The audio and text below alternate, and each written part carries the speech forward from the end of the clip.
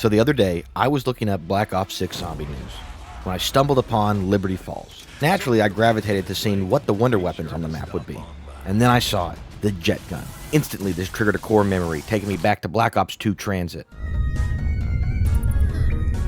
And then it hit me. I've never used the jet gun. So, with Black Ops 6 right around the corner, I knew what I had to do. I booted up Black Ops 2, loaded up a good game of Tranzit, and set out to build the jet gun. For those of you that have never used this beautiful piece of machinery, there's a seat on the bus for you too, so hop on.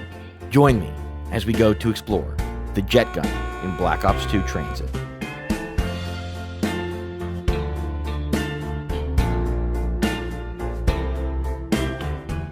Now, there's a few things to note about Black Ops 2 and Tranzit and the jet gun before we get started. The first, I really don't like Black Ops 2 zombies. This might be heretical to say. The way the zombies hit you is just weird. Sometimes they'll double tap you instantly. Sometimes they move at the pace of a snail. There's just no consistency, and I've never really liked the general feel of Black Ops 2 zombies. The next is Tranzit. Now, this shouldn't be unknown, but Tranzit has a very interesting map design, let's say. They utilize something known as the fog, which has completely destroyed the map from any sense of playability. The fog is unique because basically Tranzit feels like 3 or 4 incredibly tiny, non-functional maps that have been combined in a seemingly random, chaotic manner, and then they just place fog in between and call it a day. As such, I don't like the fog, and I think this is something that a lot of the community holds. But I could understand and maybe even accept the fog if there wasn't one thing in the game.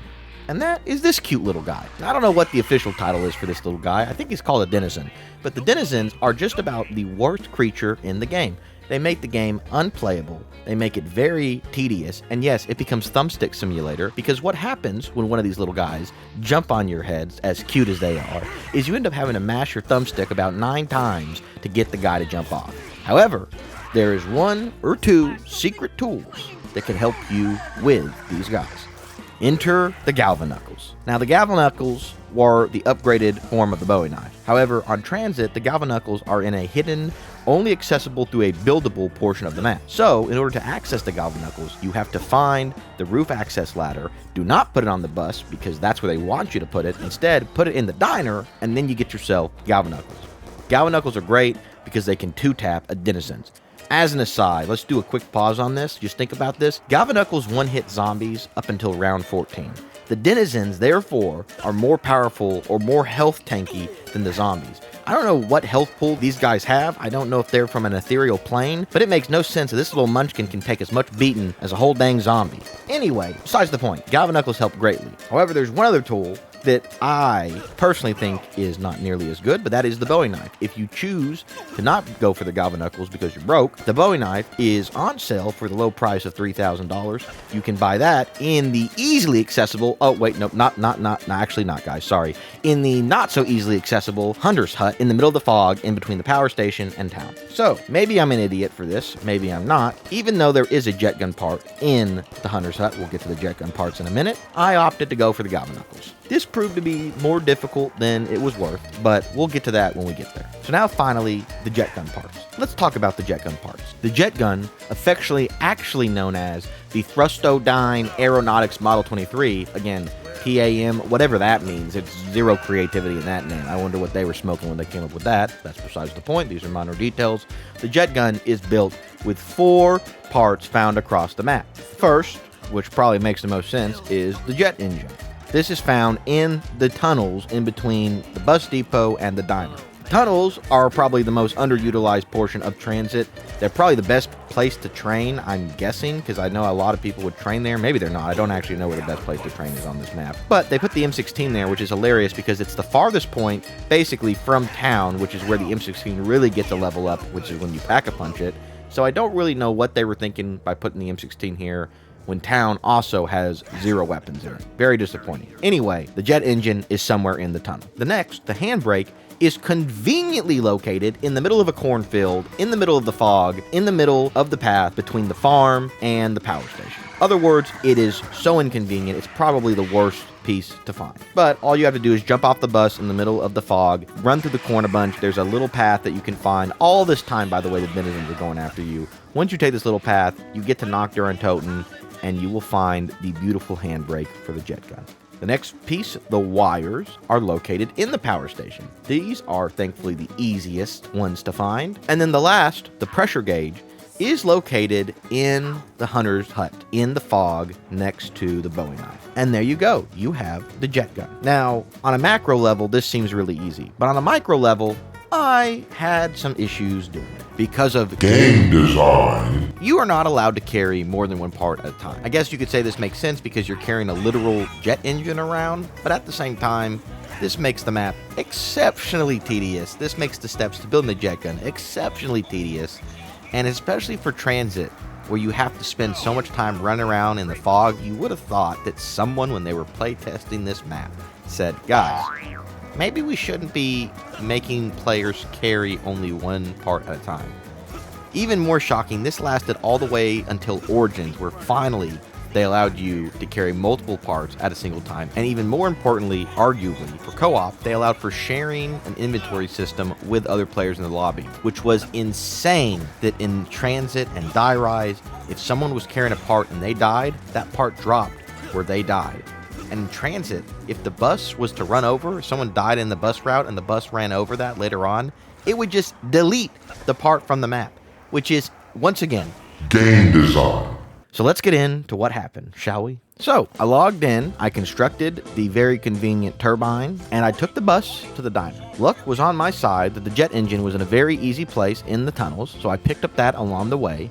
And when I got to the diner, I also explored the shack to find that the roof access part was located in the shack. So before the bus pulled away, I added that so that I could later buy the galvanuckles. Now in a perfect world, I would have stayed there until I got enough points, but the very friendly bus driver, who I love so much, wanted to keep going. So I had to hop back on the bus. Now you might be saying, Zayman, why did you just not run through the fog? Well, dear viewer, this was my first time playing this, and therefore I did not want to spend a whole century trying to figure out the location for the fog. That might have been my mistake, especially as we'll find out down the road. The farm was rather uneventful, and when we got to the power station, I was hoping to get out and start the power. Now, as we know, the bus does not stay in the power station long enough typically for you to be able to turn on the power and get back on the bus. He's there for just enough time for you to open the steel door, and then he takes off right as you're running out to watch his bus lights disappear in the fog. So, once the bus started honking, I had the very genius idea to get a move on so I could get to the power station ahead of the bus. However, I learned something about Tranzit today,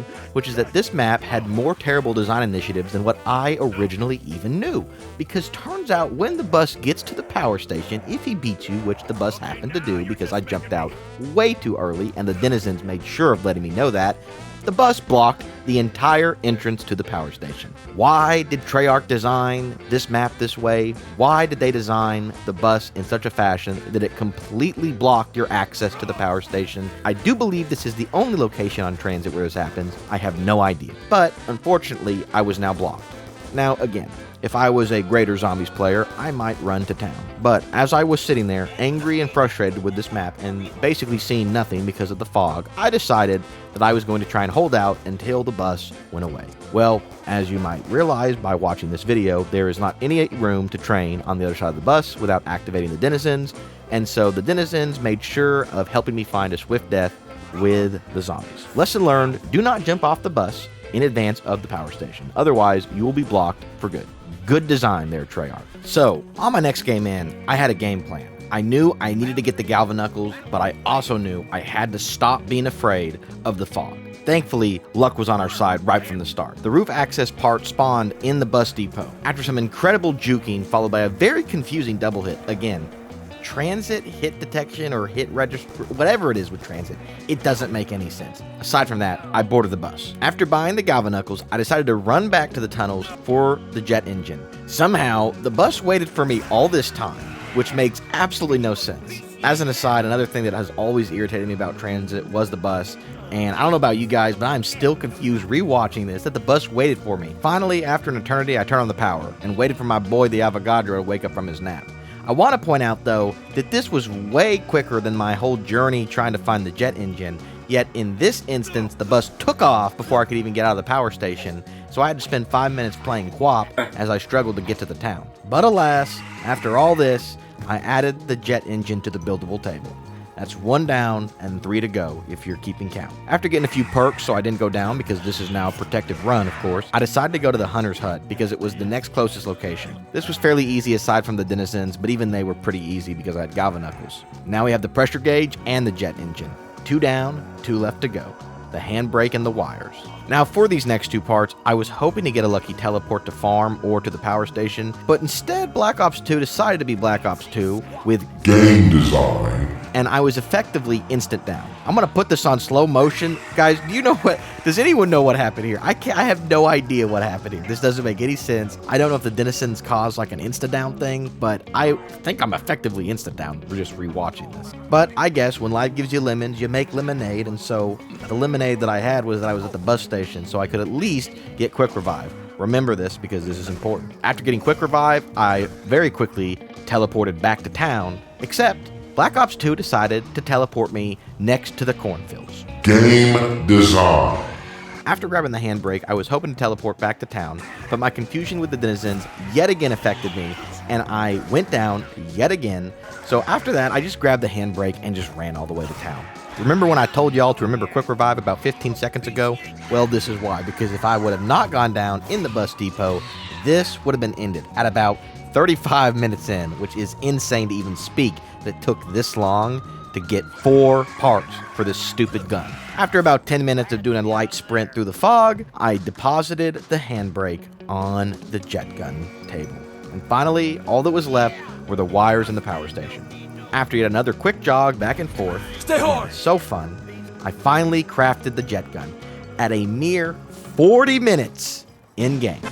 Well, wow, this thing is terrible. Now, I know, we've all watched videos of the jet gun. We've all heard some of our favorite YouTubers say this gun was crap, but nothing could have prepared me for how laughably bad this gun actually is. The first thing is, you can't run with it, so that sucks. The next thing is, it doesn't have unlimited ammo, which we all know. We know the way it works. You have to use it, then let it charge back down, then you use it again. I think it's only 13 seconds you're allowed to use it before you have to let it cool down or it overheats and breaks. Except, you can't even let it cool down in the item slot. You have to hold this massive thing out while you're using it to let it cool down. And even more confusing, zombies can hit you through it. It doesn't stun them. It doesn't stop them. It doesn't mess with their animation. No, they're just unaffected. They can start hitting you through it. So effectively, if you were using the jet gun and got caught in a crowd and pulled it out to save yourself, like the Thunder Gun or, the Wunderwaffe, that's not how the jet gun works. No. The jet gun has a different philosophy. The jet gun's philosophy is instead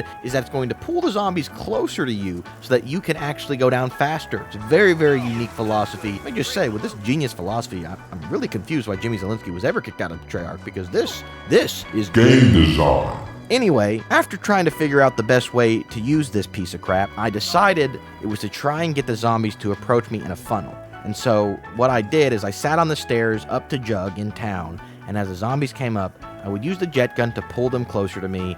And yes, it kind of worked. It didn't really work. I don't know. This thing is so weird. It's very confusing. And then, like Icarus, I decided to fly too close to the sun, and I overcooked the jet gun, leading to it to explode. Now, you might be saying, Zayn, you can just simply recraft this terrible thing and keep using it.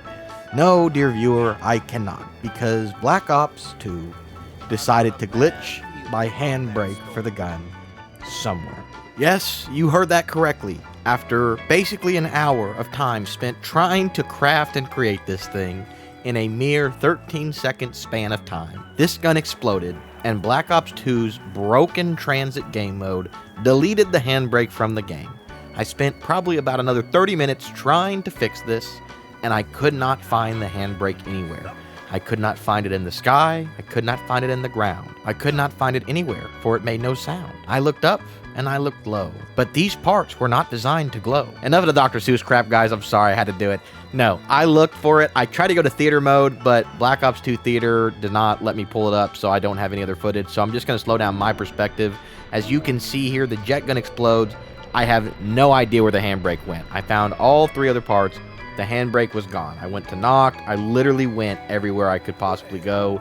Like I said, I spent 30 minutes or so looking for it. And the unfortunate truth is Black Ops 2 deleted my jet gun. And so, I think that is a beautiful and poetic end to what was probably the worst gun ever created in Black Ops Zombies, or wonder weapons created in Black Ops Zombies. Jet gun, at least in Black Ops 2 Zombies, you will not be missed, and you will most definitely be forgotten. You are a pathetic, pitiful piece of garbage, and just like I hope I never have to play Tranzit again, I hope that I never have to use this abomination of a jet gun again. So as we close on this epic tale, one so powerful that rivals some of the greatest stories of our time, I ask you, dear viewer, did you ever use the jet gun? And if you did you also find it to be a tedious and sad piece of crap? Other than that, this has been your boy Zayman. I hope you enjoyed this video. Please like, comment, and subscribe, and share this video if you did, and I'll catch you later.